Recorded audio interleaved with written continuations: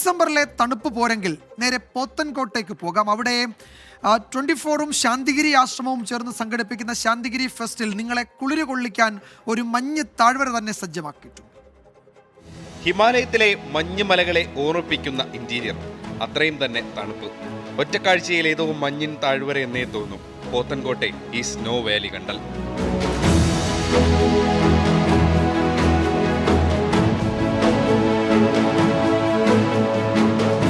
40 ton കപ്പാസിറ്റിയുള്ള air conditioner ഉപയോഗിച്ചാണ് തണുപ്പ് ക്രമീകരിച്ചിരിക്കുന്നത്. തണുപ്പ് തൊട്ടറിയാൻ ഐസ് കട്ടയിലൂടെ നടക്കാം. കൂടാതെ മഞ്ഞു മനുഷ്യനും ഡിജെയും ഉണ്ട് വാലിയിൽ.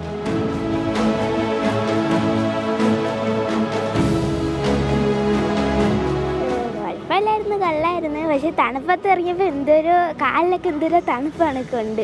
കൊള്ളാം, നല്ല എക്സ്പീരിയൻസ് ആണ്. ചെറിയൊരു പൈസക്ക് ഇത്രയും നല്ലൊരു കാണിക്കുന്ന നല്ല ഒരു എക്സ്പീരിയൻസ് ആണ്. അങ്ങനെ നല്ല തണുപ്പെല്ലാം ഉണ്ടായിരുന്നു, ഭയങ്കര തണുപ്പായിരുന്നു. പിന്നെ ബ്രിഡ്ജൊക്കെ ഉണ്ടായിരുന്നു, ഐസ് വെച്ച കാലിങ്ങനെ തണുത്തു പോയി.